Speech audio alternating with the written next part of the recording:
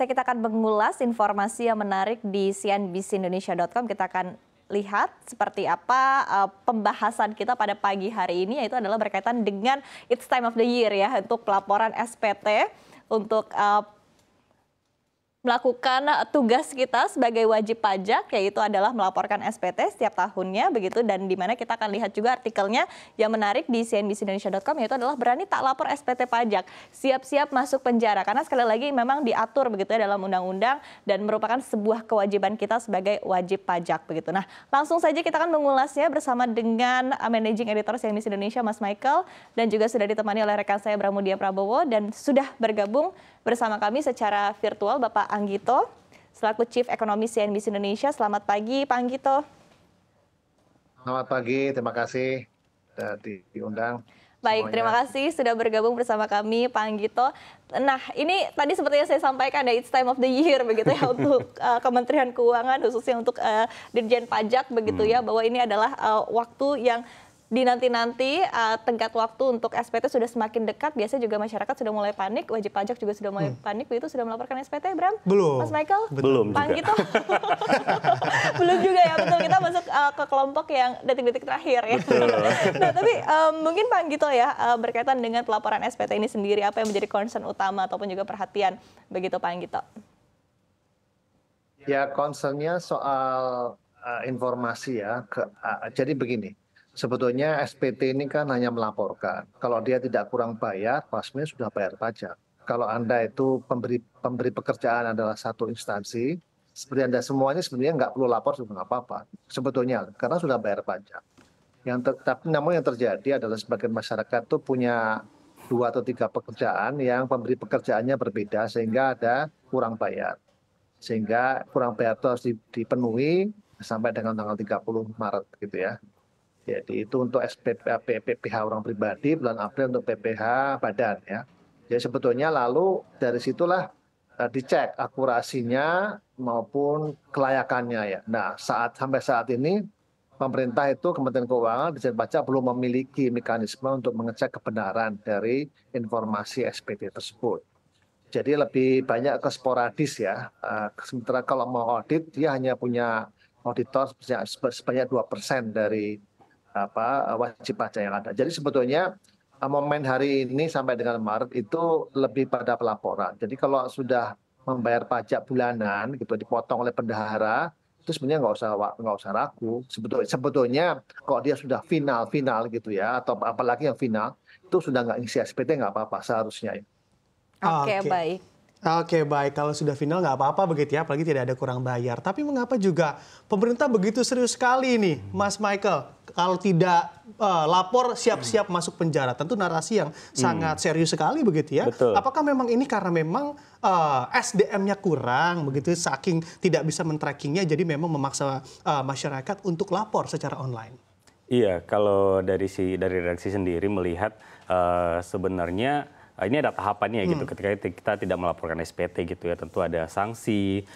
Misalnya lapor juga terlambat, ada dendanya yang harus dibayar gitu. Nah, untuk masuk penjara memang untuk tahapan terakhir gitu ya, karena memang banyak kasusnya belakangan waktu kalau dilihat gitu, ada di Sumatera Utara, di Bengkulu. Terus di Jawa juga cukup banyak orang-orang yang sengaja tidak melaporkan SPT, terus kemudian diproses secara hukum gitu.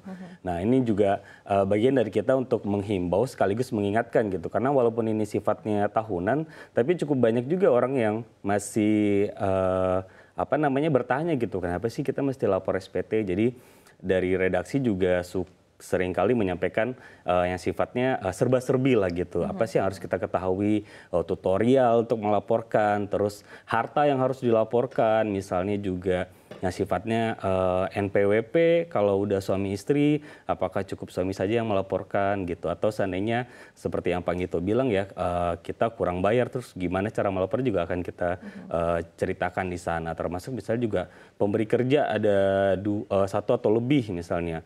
Jadi kalau yang punya bisnis sampingan, misalnya selain karyawan dia juga jualan gitu atau dapat penghasilan lain, nah tentu juga wajib untuk melaporkan SPT. Dan kita sediakan beberapa tutorial yang harus disampaikan oleh wajib pajak.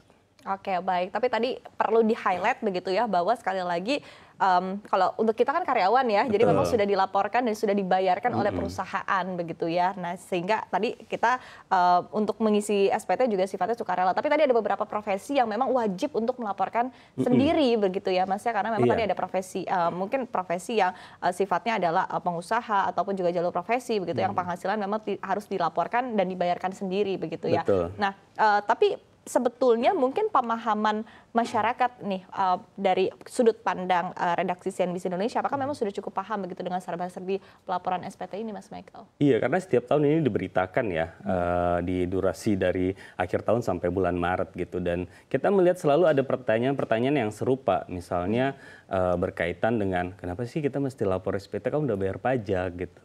Nah, terus pertanyaannya kayak lupa Evin misalnya juga bertanya harta apa yang harus dilaporkan gitu, apakah handphone, karena handphone sekarang harganya udah seperti harga motor gitu kan. Nah, kalau dulu biasanya cuma motor doang, handphone apakah sekarang harus dilaporkan juga. Terus jenis-jenis aset lain seperti emas misalnya, terus tas mewah, itu kan tadinya tidak masuk dalam kategori yang dicurigai oleh petugas pajak. Nah, sekarang juga harus dilaporkan pakaian-pakaian mewah, perhiasan. Nah, terus termasuk misalnya juga seringkali menjadi pertanyaan tentang utang.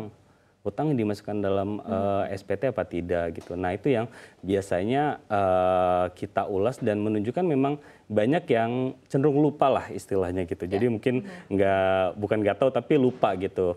Kalau wajib pajak baru yang fresh graduate, yang baru masuk kerja, mungkin mereka baru tahu gitu. Tapi kalau kebanyakan pekerja rasanya lupa gitu, karena sifatnya tahunan gitu. Karena setahun sekali gitu. Benar, udah setahun sekali, habis itu udah selesai lupakan. Lupakan. Gitu. Jadi tahun depannya lupa lagi, jadi harus ulang lagi dari awal gitu ya, Mas betul. Michael. Nah, tapi mungkin saya ke Pak Anggito ya, dari Pak Anggito sendiri begitu melihat tadi apa yang disampaikan juga oleh Mas Michael, dan di satu sisi apalagi ya ketika kita melihatnya adalah untuk mereka-mereka yang memiliki profesi begitu, sehingga harus melaporkan dan juga harus membayar pajak sendiri begitu. Nah, ini apakah memang menjadi concern khusus begitu yang perlu terus dikawal oleh Kementerian Keuangan khususnya DJP begitu ya untuk tadi dari sisi pelaporan dan lain sebagainya. Dan menurut Anda sendiri seperti apa mungkin langkah-langkah ataupun juga mungkin cara gampangnya begitu ya untuk bisa melaporkan SPT sendiri, tips and triknya itu seperti apa sih dari Anda, Pak Anggito?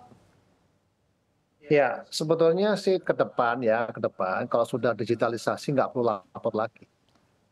Bahkan yang final-final itu nggak perlu lapor, karena sebetulnya dia sudah bayar gitu. Sudah bayar. Anda kan dapat gaji honor sudah dipotong sama bendahara. Jadi bendahara yang lapor seharusnya, kan begitu ya.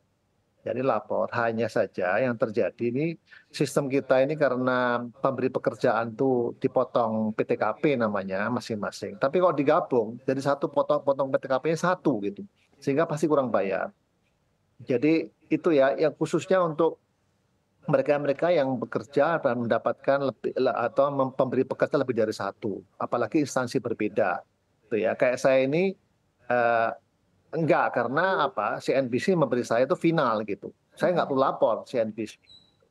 Tapi kalau dari PNS, dari saya kan mendapatkan 2 dari UGM dan dari Dikti, itu pemberi pekerjaannya kan 2, meskipun negara ya. Tapi ketika digabung, lalu bracketnya jadi naik gitu. Tarifnya jadi naik gitu. Sehingga kurang bayar. Namun karena saya instansi pemberi adalah sama-sama pemerintah, nanti dibayar oleh pemerintah. Jadi sebetulnya ada beberapa masalah administrasi. Tapi kalau hanya satu pemberi pekerjaan, itu tidak perlu lapor. Seharusnya ya, nantinya itu harusnya sudah cukup di link saja, digitalisasinya sudah nggak ada masalah. Nah, yang di samping pemberi lebih dari satu pekerjaan, yang jadi masalah adalah yang mereka bekerja di sektor informal. Itu kan tidak ada pelaporan yang seperti pekerja formal ya. Jadi yang pekerja informal itu yang harus dihitung kembali gitu. Makanya kalau yang pekerja formal nggak ada isu seharusnya ya. Anda nggak lapor harta dan kekayaan juga nggak apa-apa. Tapi yang mereka yang tidak punya basis tax base-nya, maka dia harus dilaporkan tuh namanya harta dan kekayaan. Dan sebetulnya yang harta kekayaan itu mudah karena yang dilaporkan itu kan harga perolehan, bukan harga pasar. Jadi kalau nggak ada aset baru, depositonya nggak naik gitu ya, sama, ya sebenarnya sih nggak ada pengaruhnya apa-apa. Yang terjadi adalah kalau dia memiliki aset baru, ya dan asetnya naik, tapi pajaknya nggak naik sejalan dengan tambahnya aset. Nah, tapi kita di DJP rasanya belum secanggih itu ya, belum bisa match ya. Ya. Lebih nanti sporadis aja, makanya memang himbauan saya ini harus digitalisasi total ya di DJP itu, sehingga di-link nanti juga di-link dengan LHKPN bagi para pejabat negara itu bisa diketahui ya kalau dia kurang bayar dan sebagainya.